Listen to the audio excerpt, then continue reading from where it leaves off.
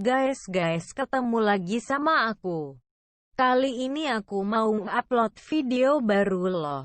Tapi sebelum itu aku pengen kalian yang menonton klik tombol subrek supaya kamu tidak ketinggalan video terbaru aku. Ingat subrek itu gratis. Oh iya guys, aku kelupaan sesuatu. Jangan lupa kalian menekan tombol like untuk menyukai video ini. Tinggalkan komentar bila diperlukan untuk membangun agar kami lebih baik ke depannya. Oke, kita mulai videonya. Selamat menonton.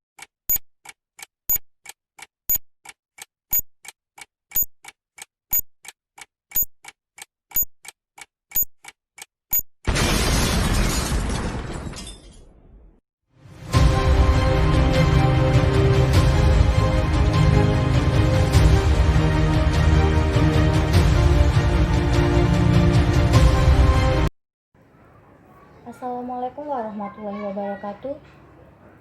Kami dari kelompok 13 yang beranggotakan saya, Sylvianisa Fitri.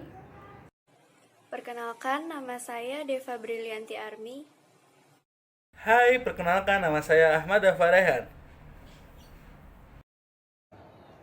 Di sini kami akan mempresentasikan hasil tugas besar 2 kami yang membahas mengenai sekolah pasar modal. Yang pertama akan dijelaskan oleh saya. Sekolah pasar modal level 1. Yang pertama, investasi pasar modal. Yang kedua, efek dan mekanisme perdagangan saham. Yang ketiga, struktur pasar modal di Indonesia. Dan yang keempat, acuan kepemilikan sekuritas atau akses. Investasi pasar modal adalah penanaman aset atau dana yang dilakukan oleh sebuah perusahaan demi mendapatkan keuntungan di masa depan. Mengapa perlu investasi? Karena dengan investasi kita dapat melindungi aset dari penurunan nilai akibat inflasi. Inflasi adalah suatu proses meningkatnya harga-harga secara umum dan terus-menerus kontinu atau dengan kata lain merupakan proses menurunnya nilai uang secara terus-menerus. Berikut contoh penurunan inflasi.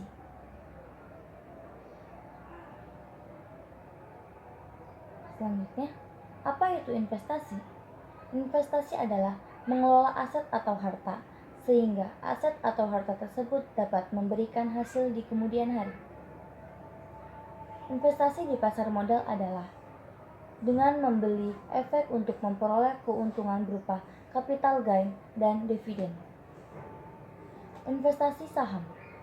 Aset sama dengan saham. Keuntungan sama dengan capital gain dan dividen. Capital gain adalah selisih harga beli dan harga jual efek. Dividen adalah pembagian keuntungan dari perusahaan kepada pemegang saham. Di investasi, yang pertama ada dana, wahana investasi, tujuan investasi, jangka panjang investasi, untung investasi, dan juga resiko investasi. Perbedaan tujuan, potensi resiko, jenis transaksi, tempat transaksi antara investasi dengan menabung. Tujuan investasi memperoleh keuntungan, sedangkan menabung menyimpan. Potensi resiko, investasi ada resiko, sedangkan menabung relatif tidak ada resiko. Jenis transaksi, investasi jual beli, sedangkan menabung simpan pinjam. Tempat transaksi, pasar modal, sedangkan menabung perbankan. Yang pertama, apa itu pasar modal? Pasar modal yaitu mempertemukan pihak yang membutuhkan dana jangka panjang dengan pihak yang membutuhkan sarana investasi pada produk keuangan atau saham, obligasi, reksadana, dan lain-lain. Contohnya sebagai berikut. Perusahaan akan menawarkan investasi kepada investor di pasar modal. Pasar modal adalah tempat di mana terjadinya permintaan dan penawaran terhadap surat-surat berharga yang sifatnya jangka panjang. Surat-surat berharga tersebut dapat berupa saham, obligasi, dan surat-surat berharga lainnya. Mudahnya, yang membeli disebut investor dan yang menjual disebut emiten atau perusahaan. Jadi perusahaan akan menjualnya kepada investor. Kemudian, manfaat keberadaan pasar modal. Yang pertama, sumber pembiayaan. Pasar modal sebagai sumber pembiayaan sebagai salah satu sumber pembiayaan jangka panjang bagi perusahaan dalam mengembangkan usahanya. Wahana investasi. Sebagai tempat investasi bagi investor yang ingin berinvestasi di aset keuangan. Jadi wahana investasi adalah tempat untuk berinvestasi. Yang ketiga, penyebaran kepemilikan perusahaan. Sebagai tempat untuk penyebaran kepemilikan perusahaan kepada masyarakat. Yang keempat, keterbukaan dan profesionalisme. Salah satu industri yang sangat terbuka dan menjunjung tinggi profesionalisme sehingga akan mendorong terciptanya iklim usaha dan sehat. Yang terakhir, lapangan kerja. Menciptakan lapangan kerja atau profesi bagi masyarakat, baik sebagai pelaku pasar maupun investor. Langkah investasi di pasar modal. Jadi sebelum kita berinvestasi, kita harus mencari tahu beberapa cara atau beberapa pengertian dari apa itu investasi. Yang pertama, pahami tujuan investasi. Yang pertama ada biaya pendidikan, dana pensiun, dan lain-lain. Ada jangka pendek, menengah, dan jangka panjang. Yang kedua, kenali profit resiko, risk averse, atau menjauhi resiko. Moderate adalah netral terhadap resiko. Risk taker adalah toleransi terhadap resiko. Yang ketiga, pelajari alternatif investasi, yaitu saham, obligasi, reksadana, dan ETF. Yang keempat, pahami tingkat resiko produk investasi. Yang kelima, tentukan batas investasi, disesuaikan dengan kemampuan keuangan dan profit resiko. Dan keenam, tentukan strategi investasi. Yang ketujuh, manfaat jasa profesional apabila diperlukan. Yang kedelapan, pertahankan tujuan investasi. Jadi, kita harus menentukan apa tujuan kita berinvestasi dan kita harus mempertahankan tujuan tersebut. Prinsip dasar dalam berinvestasi di pasar modal. Yang pertama, penggunaan dana lebih. Yang kedua, dapatkan informasi mengenai produk investasi sebanyak mungkin sebelum mengambil keputusan berinvestasi. Jadi, sebelum berinvestasi, kita harus mencari informasi tentang pasar modal dan tentang kita untuk berinvestasi. Yang ketiga, jangan menempatkan seluruh dana investasi pada suatu jenis instrumen yang sama. Yang keempat, kenali perusahaan sekuritas di mana Anda berinvestasi. Yang kelima, investasi secara berkala dengan orientasi jangka panjang. Waspada penipuan investasi. Yang pertama, waspada dengan penawaran investasi dengan janji-janji palsu. Misalnya, pasti untung tinggi dalam jangka pendek. Yang kedua, waspada penawaran investasi yang memaksa atau dengan bujuk rayu, biasanya dengan mengaburkan produk investasinya.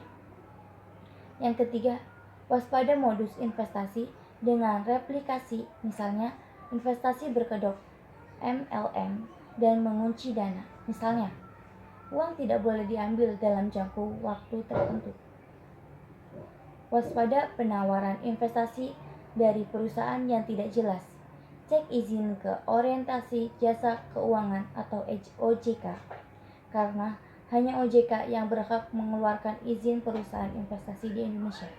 Jadi sebelum kita berinvestasi, kita harus waspada akan penipuan investasi. Selanjutnya akan dijelaskan oleh Saudari Deva. Sekarang saya akan menyampaikan tentang efek dan mekanisme perdagangan saham. Nah, pengertian saham sendiri yaitu bukti kepemilikan suatu perseroan yang merupakan klaim atas kekayaan perseroan tersebut. Untuk mulai saham, kita harus melakukan pembelian yang minimal pembeliannya itu adalah 1 slot atau 100 lembar saham. Lalu ada konsep dasar saham. Nah, di sini terdapat contoh. Pak Bejo berniat memiliki usaha bakso. Ia memerlukan dana sebesar 8 juta rupiah untuk modalnya. Namun, ia hanya memiliki dana 1 juta rupiah saja. Untuk itu, Pak Bejo mengajak 7 temannya bersama-sama menanamkan modal sebesar 1 juta rupiah per orangnya. Sehingga terkumpullah uang sebesar 8 juta rupiah untuk modal usaha bakso Pak Bejo tersebut. Selanjutnya adalah konsep dasar kenaikan harga dan perdagangan saham. Nah, ternyata usaha bakso Pak Bejo tadi berkembang sehingga nilainya menjadi 16 juta rupiah dari awalnya yang hanya 8 juta rupiah. Nah, Pak Bejo dan teman-temannya bisa menjual sebagian ataupun seluruh saham yang dimilikinya kepada orang lain. Bagaimana untuk menuju go public? Caranya emiten melakukan kontrak pendahuluan, lalu melakukan pernyataan efektif, setelah itu melakukan penawaran umum, lalu pencatatan efek di Bursa Efek Indonesia. Mengapa investasi saham? Karena investasi saham itu mudah, terjangkau, dan menguntungkan asal kita mengetahui caranya.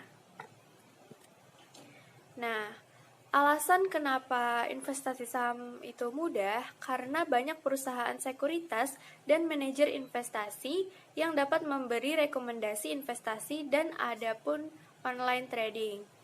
Sehingga tidak memerlukan pengetahuan yang mendalam dan tidak sulit untuk melakukan pemantauan serta tidak perlu pemahaman yang kuat mengenai teknologi.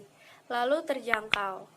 Investasi saham hanya mulai dari Rp100.000 saja setiap bulannya. Jadi tidak memerlukan modal yang begitu besar. Nah, investasi saham itu juga menguntungkan karena kita berinvestasi secara berkala dengan orientasi jangka panjang. Investasi di pasar modal juga bukan judi dan tidak memiliki resiko yang tinggi. Kita beralih ke konsep dasar obligasi. Pengertian obligasi sendiri yaitu surat utang menengah jangka panjang yang dapat dipindahtangankan. Surat obligasi berisi janji untuk membayar imbalan berupa bunga pada periode tertentu dan melunasi pokok utang pada waktu yang telah ditentukan kepada pihak pembeli obligasi tersebut. Lalu ada reksadana. Reksadana adalah sarana untuk menghimpun dana dari masyarakat yang memiliki modal sebagai unit penyertaan untuk diinvestasikan berbagai saham atau instrumen investasi lainnya oleh manajer investasi. Nilai dari pengelolaan dana tersebut dibukukan ke dalam buku aktiva bersih atau biasa disingkat NAB, reksadana yang digunakan sebagai indikator harga suatu reksadana. Semakin meningkat NAB per unit penyertaan suatu reksadana, maka semakin tinggi pula keuntungan investor.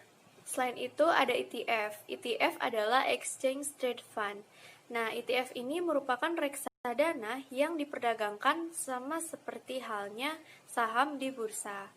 Nah, Exchange Trade Fund ini menjadi alternatif efek yang mudah dan terjangkau dan diversifikasi kepemilikan saham hanya dengan kepemilikan satu ETF saja. Indeks saham merupakan instrumen yang digunakan sebagai indikator dari pergerakan harga saham dan kinerja saham atau sekumpulan saham. Nah, indeks saham ini dapat berbentuk indeks saham individu maupun indeks sekumpulan saham, sektoral maupun non-sektoral. Di bawah ini merupakan contoh indeks saham non-sektoral dan sektoral. Metodologi perhitungan indeks saham. Indeks harga saham gabungan dihitung dengan cara membagi nilai pasar dengan nilai dasar lalu dikalikan dengan 100. Nilai pasar adalah kumulatif dari perkalian harga saham dengan jumlah saham tercatat. Sedangkan nilai pasar adalah kumulatif dari perkalian harga saham dengan jumlah saham tercatat pada hari dasar. Berikut adalah persentase performa indeks harga saham gabungan dalam 10 tahun terakhir. Bisa kita lihat, Indonesia memiliki persentase yang paling tinggi, yaitu sebesar 193,36%. Selanjutnya adalah langkah-langkah membeli saham perdana. Yang pertama, investor menyerahkan dana atau menyetorkan dana, lalu mendapatkan formulir serta bukti setornya, dan identitas. Setelah itu, akan mendapatkan formulir pemesanan pembelian saham dan daftar pemesanan pembelian saham. Kemudian, penjamin emisi melakukan konfirmasi penjatahan dengan Biro Administrasi Efek. Selanjutnya, konfirmasi penjatahan dengan agen penjual dan investor. Dan yang terakhir adalah refund. Berikut adalah mekanisme perdagangan di pasar sekunder. Kemudian ada informasi tentang perdagangan saham Bursa Efek Indonesia. Transaksi saham menggunakan Continuous Auction System atau sistem lelang berkelanjutan yang didasarkan kepada Order Driven Market melalui JATS NextG atau Jakarta Automated Trading System Next Generation. Pihak yang boleh melakukan transaksi atau memasukkan order hanyalah anggota bursa yang juga menjadi anggota clearing. Investor melakukan transaksi saham melalui anggota bursa yang memiliki izin sebagai perantara pedagang efek. Anggota bursa akan mengenakan biaya transaksi untuk setiap transaksi yang dilakukan oleh investor. Transaksi dilakukan dalam bentuk scriptless dengan settlement T+3. Transaksi dilakukan dengan remote trading system. Biaya transaksi di pasar sekunder. Komisi broker dikenakan PPN 10% yang dibebankan kepada investor. Nilai transaksi dikenakan pajak transaksi sebesar 0,1% hanya untuk transaksi penjualan saham. Ilustrasi pengenaan biaya dalam transaksi jual beli saham WXYZ sebanyak 2 lot pada harga 5.000 per tahun sebagai berikut. Jadwal transaksi perdagangan. Pre-opening di hari Senin sampai Jumat pukul 8.45 sampai dengan 8.55 pagi. Anggota bursa dapat memasukkan order jual beli namun tidak ada transaksi yang terjadi. Lalu pada pukul 8.55 sampai 9.00 berdasarkan harga order atau jual beli yang dimasukkan, sistem JATS akan menetapkan opening price saham. Trading session hari Senin sampai Kamis dan Jumat. Sesi pertama pukul 9.00 sampai dengan 12.00 dan sesi keduanya pukul 13.30 sampai 15.49. Lalu pada hari Jumat, sesi pertama dimulai jam 9.00 sampai jam 11.30. Sesi kedua dimulai pada jam 14.00 sampai dengan jam 15.49. Pre-closing yaitu Senin sampai Jumat, pukul 15.50 sampai dengan 16.00 anggota bursa dapat memasukkan order jual beli namun tidak ada transaksi yang terjadi. Pukul 16.00 sampai 16.05 berdasarkan harga order jual beli yang dimasukkan, sistem JATS akan menetapkan closing price saham. Post trading Senin sampai Jumat, pukul 16.05 sampai dengan 16.15. Order dimasukkan pada harga closing price dan transaksi terjadi berdasarkan time priority. Ukuran perubahan harga. Transaksi saham dilakukan dalam ukuran lot, di mana satu lot sama dengan 100 saham. Setiap perubahan harga saham harus mengikuti fraksi harga atau tick size yang sudah ditentukan, seperti berikut. Auto rejection system berfungsi untuk mengurangi tingkat fluktuasi harga saham yang berlebihan. Permintaan harga yang melebihi ketentuan batas maksimal secara otomatis akan ditolak. Selanjutnya, untuk menghindari terjadinya manipulasi harga dengan menggerakkan harga saham secara berlebihan. Pada saat hari pertama perdagangan saham IPO, auto rejection akan ditetapkan 2 kali dari persenan normalnya. Kemudian kita akan membahas struktur pasar modal di Indonesia. Setelah kamu memahami apa itu pasar modal dan fungsi utama, hadir sebagai media dalam berinvestasi, tentunya pasar modal ini bisa berjalan karena adanya kebijakan yang telah dibuat dan ditetapkan sebelumnya. Kebijakan ini masuk ke dalam struktur pasar modal yang membawahi beberapa tingkatan, yang di dalamnya ada perusahaan, investor, Bursa Efek Indonesia, dan masih banyak lagi. Nah, untuk memahami struktur pasar modal yang ada di Indonesia, berikut ini akan saya jelaskan secara lengkap melalui video ini dari atas hingga ke bawah. Di antaranya, yang pertama ada Badan Pengawas Pasar Modal atau BAPEPAM. Badan pengawas ini merupakan tingkatan yang paling atas dalam struktur pasar modal di Indonesia, di mana BAPEPAM dibentuk oleh pemerintah Indonesia untuk menciptakan kegiatan pasar modal yang rapi, teratur, efisien, wajar, dan juga dapat melindungi kepentingan investor dan masyarakat. Hal ini sebagaimana yang telah diatur dalam Undang-Undang Pasar Modal Nomor 8 Tahun 1995. Namun, pertanggal 31 Desember melalui UU Undang-Undang Nomor 21 Tahun 2011 menjelaskan bahwa fungsi, tugas, serta wewenang BAPEPAM ini diambil alih oleh Otoritas Jasa Keuangan atau OJK sebagai lembaga pengawas pasar modal di Indonesia. Adapun tugas BAPEPAM atau yang kini lebih dikenal sebagai OJK secara garis besar adalah membina, mengatur, serta mengawasi kegiatan pasar modal di Indonesia, di mana wewenang yang dimaksud meliputi beberapa hal seperti izin kegiatan usaha bagi bursa efek, lembaga clearing dan penjamin, lembaga penyimpanan dan penyelesaian, perusahaan efek, reksadana, penasehat investasi, biro administrasi efek, wakil penjamin emisi efek, wakil perantara perdagangan efek, manajer investasi, wakil agen penjual reksadana, persetujuan bank kustodian, dan masih banyak lagi. Selain itu, tugas adanya OJK di sini melakukan pengaturan serta pengawasan terhadap kegiatan jasa keuangan di sektor perbankan, sektor pasar modal, dan sektor industri keuangan non-bank. Tujuan tadi pendirian dari OJK adalah agar keseluruhan kegiatan di dalam sektor jasa keuangan terselenggara dengan secara teratur, adil, transparan, serta akuntabel. Mampu mewujudkan sistem keuangan yang tumbuh secara berkelanjutan dan stabil, dan mampu melindungi kepentingan konsumen dan masyarakat. Selanjutnya, kita ada Bursa Efek Indonesia. Tingkatan struktur pasar modal di Indonesia berikutnya adalah Bursa Efek, yang berada di bawah wewenang dari OJK. Tugas utama Bursa Efek menurut Undang-Undang Pasar Modal adalah menyelenggarakan dan memfasilitasi sistem dan sarana yang bertujuan untuk mempertemukan pihak-pihak yang terlibat di dalam perdagangan efek, seperti pemodal dan perusahaan.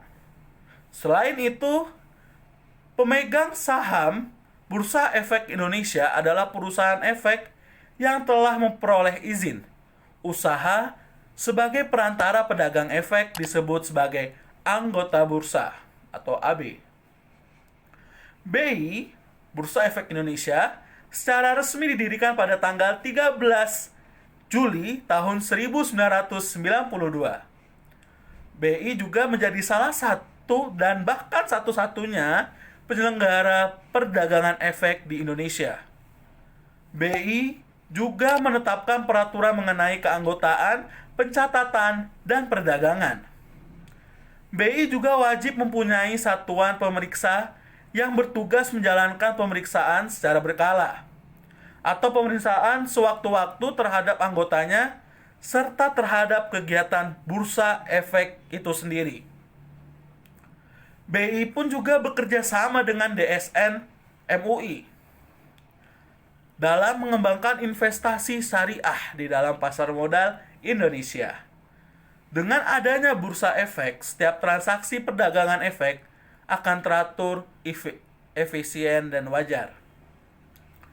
Di Indonesia sendiri, Bursa Efek lebih dikenal dengan sebutan Bursa Efek Indonesia yang merupakan aliansi antara Bursa Efek Jakarta dan Bursa Efek Surabaya di Jawa Timur sana.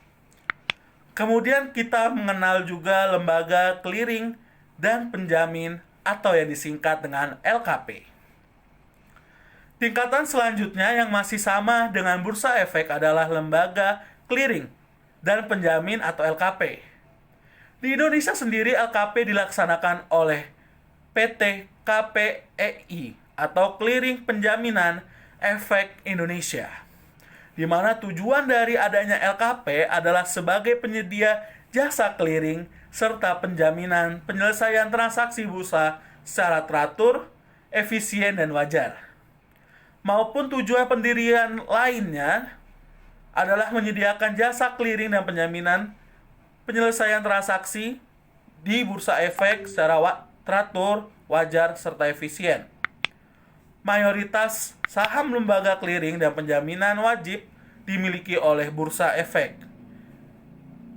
Dikelola oleh PT Clearing Penjamin Efek Indonesia yang didirikan pada tanggal 5 Agustus 1996. Selanjutnya ada Lembaga Penyimpanan dan Penyelesaian atau LPP. Tingkatan selanjutnya adalah LPP atau Lembaga Penyimpanan dan Penyelesaian yang merupakan pihak penyelenggara kegiatan kustodian sentral, perusahaan efek, serta pihak lain dengan penyelesaian transaksi secara teratur, efisien, dan wajar. Nah, di sini adalah PT KC atau Kustodian Sentral Efek Indonesia, merupakan perusahaan LPP yang memiliki layanan jasa meliputi administrasi rekening efek, distribusi hasil, corporate action, penyelesaian transaksi efek, dan masih banyak lagi. Selain itu, tujuan pendirian dari KC ini ternyata untuk menyediakan jasa kustodian sentral dan menyelesaikan transaksi secara teratur, wajar, dan efisien. Saham dari LPP ini dapat dimiliki oleh Bursa Efek, bank kustodian, anggota bursa, perusahaan efek, badan administrasi efek, atau pihak lain yang disetujui oleh Bapepam dan LK. Dikelola oleh PT Kustodian Sentral Efek Indonesia, juga didirikan pada tanggal 9 Januari 1998. Selanjutnya ada Securities Investor Protection Fund atau SIPV. Dana Perlindungan Pemodal adalah kumpulan dana yang dibentuk untuk melindungi pemodal dari hilangnya aset pemodal. Dana perlindungan pemodal diadministrasikan dan dikelola oleh penyelenggara dana perlindungan pemodal yang merupakan perseroan yang telah mendapatkan izin dari Otoritas Jasa Keuangan untuk menyelenggarakan dan mengelola dana perlindungan pemodal. Dalam hal ini adalah PT Penyelenggara Program Perlindungan Investor Efek Indonesia, Indonesia Securities Investor Protection Fund. Nah, di sini ganti rugi berlaku. Pembayaran ganti rugi kepada pemodal yang menggunakan dana perlindungan pemodal dilakukan jika pemodal telah mengajukan permohonan ganti rugi dengan penyelenggara dana perlindungan pemodal sesuai dengan aturan Otoritas Jasa Keuangan nomor 6.A.5 tentang penyelenggaraan dana perlindungan pemodal. Batasan paling tinggi untuk setiap pemodal pada satu kustodian dalam rangka pembayaran ganti rugi kepada pemodal dengan menggunakan DPP, yaitu 100 juta rupiah. Batasan paling tinggi untuk setiap kustodian dalam rangka pembayaran ganti kepada pemodal dengan menggunakan DPP 50 miliar. Ganti rugi atas nilai aset pemodal yang hilang tidak mencakup nilai kerugian atas perkiraan nilai investasi masa datang. Kemudian ada perusahaan efek atau sekuritas. Di bawah ketiga tingkatan yang sudah dijelaskan atau keempat, sebelumnya ada beberapa bagian yang menjadi struktur pasar modal di Indonesia, yaitu perusahaan efek atau sekuritas. Perusahaan efek bertujuan untuk melakukan kegiatan efek, meliputi penjaminan emisi efek, perantara perdagangan efek, dan manajer investasi. Hal ini berarti perusahaan efek memberikan layanan yang berkaitan dengan efek secara mudah kepada pemodal dan investor. Kemudian ada lembaga penunjang tingkatan yang sama dengan perusahaan efek adalah lembaga penunjang yang membantu kegiatan industri pasar modal agar berjalan lancar.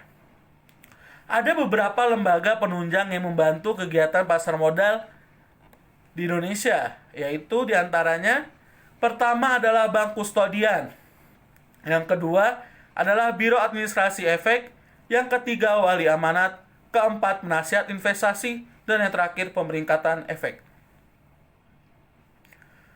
Yang kemudian adalah profesi penunjang. Tingkatan selanjutnya adalah profesi penunjang. Pasar modal yang meliputi perusahaan untuk dijadikan mitra dalam emiten seperti konsultan hukum, akuntan publik, perusahaan penilai dan notaris.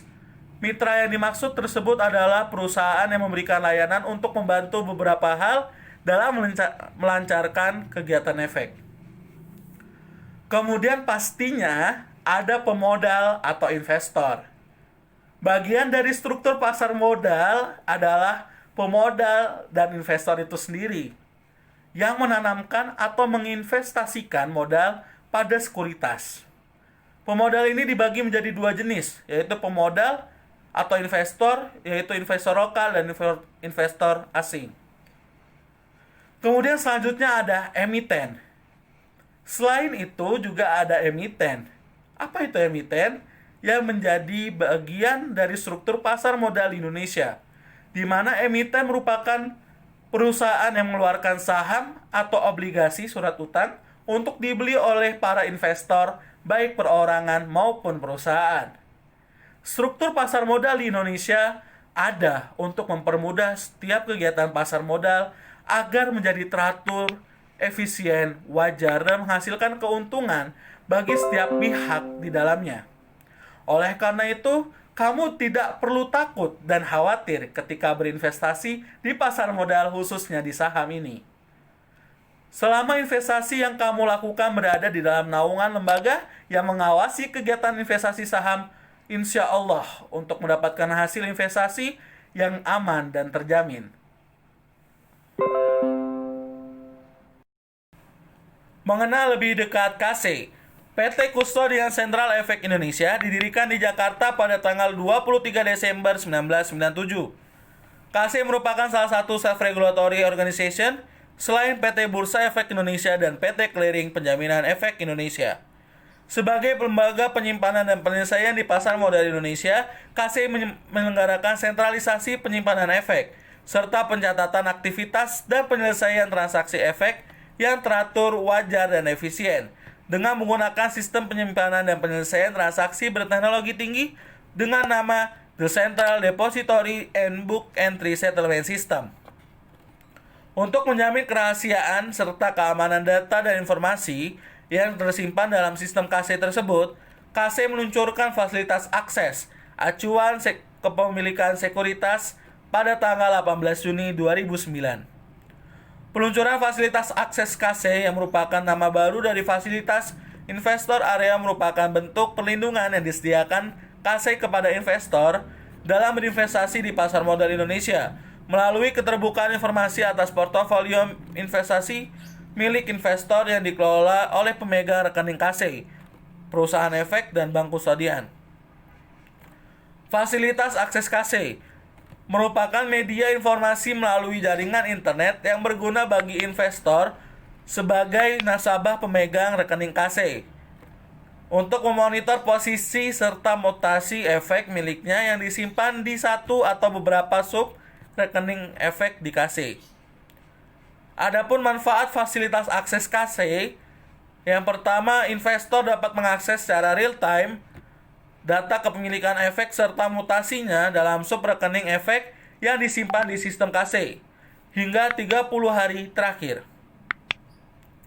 Kemudian kita juga diberikan kemudahan untuk melakukan konsolidasi data kepemilikan efek miliknya yang disimpan dalam beberapa subrekening efek di perusahaan efek atau bank kustodian yang berbeda.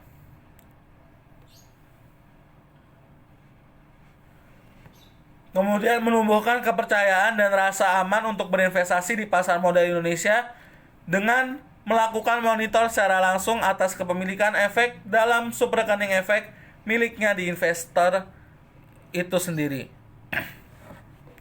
Kemudian memberikan kemudahan untuk memperoleh tambahan informasi yang diinginkan investor secara transparan di pasar modal Indonesia.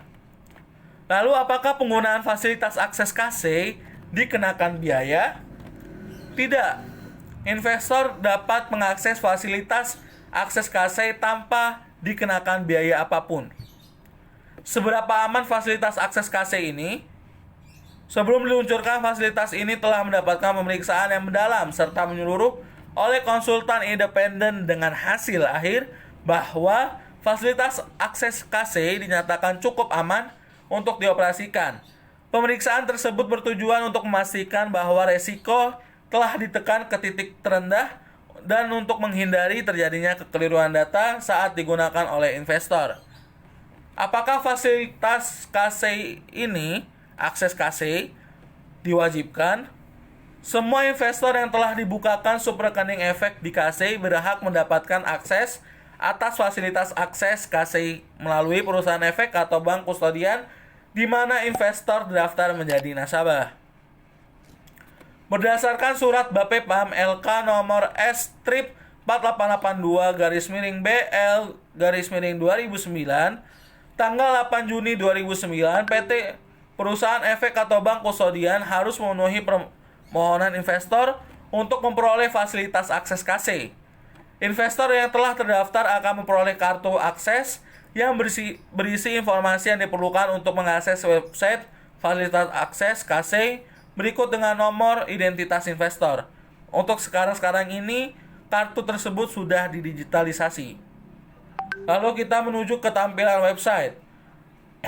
Menu bar berisi kumpulan menu aplikasi akses web yang dapat diakses oleh publik maupun user yang telah terdaftar baik non-investor maupun investor.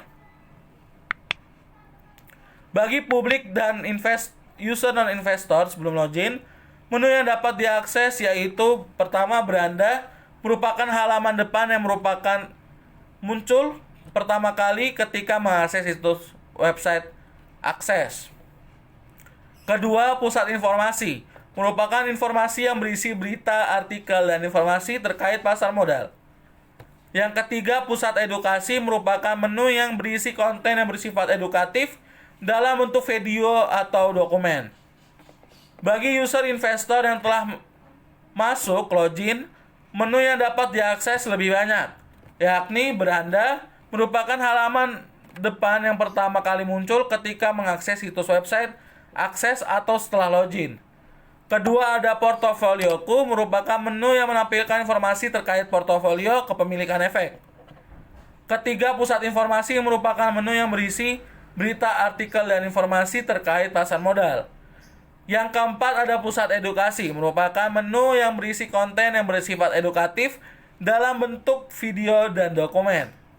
Kelima, ada namanya isi, hanya dapat diakses oleh investor individu lokal, tautan link untuk menuju ke halaman elektronik General Meeting System.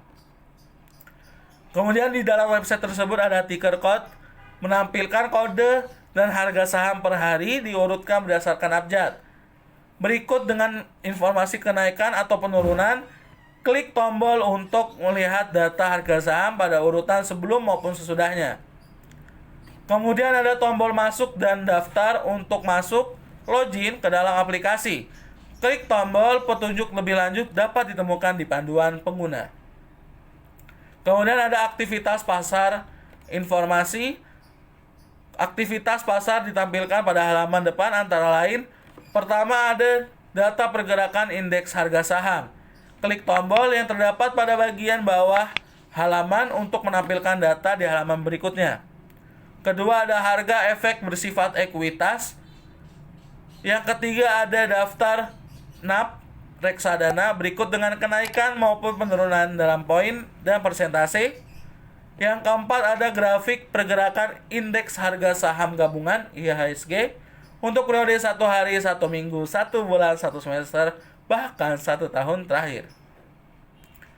Kemudian ada daftar saham yang paling aktif diperdagangkan di Bursa Efek Indonesia pada hari itu, meliputi nilai, volume, dan frekuensi perdagangannya.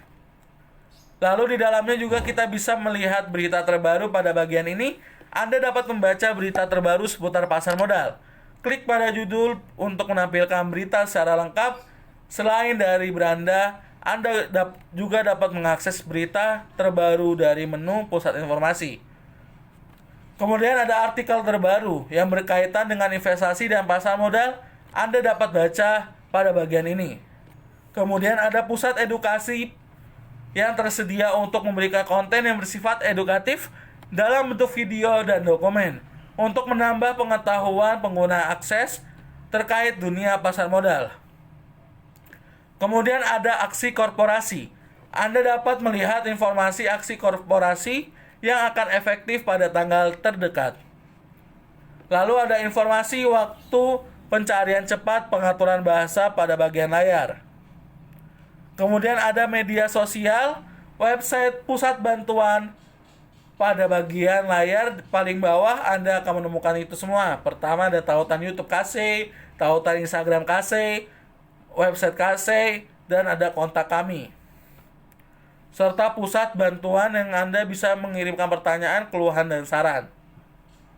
Di situ, selain itu, kita juga bisa melihat saldo efek yang kita miliki.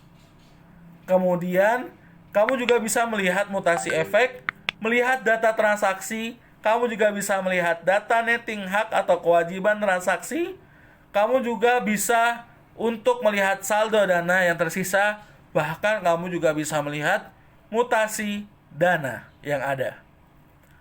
Akses sudah melakukan pengembangan fasilitas akses terintegrasi dengan jaringan ATM seperti Bank Permata, Bank Mandiri, Bank Sentral Asia, Bank Simniaga, dan lain-lain.